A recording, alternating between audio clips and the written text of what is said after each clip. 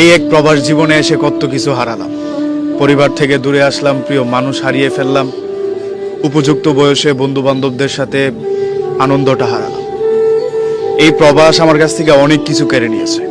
আলাদা দিনের মতো ঈদের দিনের আনন্দটাও কেড়ে নিয়েছে।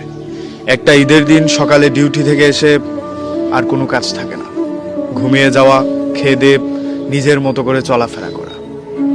একটা পরিবার ছাড়া প্রবাসে ঈদ কাটানো কতটা কঠিন সেই ছেলেটাই বলতে পারবে, যেই ছেলেটা পরিবার ছেড়ে কয়েক বছর যাবৎ প্রবাসে বসবাস করে।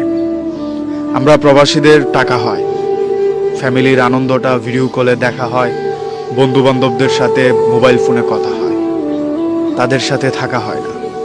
শৈশবের ঈদের আনন্দ আর শরীরে মাখতে পারি না, নতুন করে কোনো কিছু ভাবতেও পারি না। ওই যে ঈদের আগের দিনে যে কাজটা ছিল সেটা বাদ দিয়ে শুধু ঘুমটাই একটু বেশি হয়।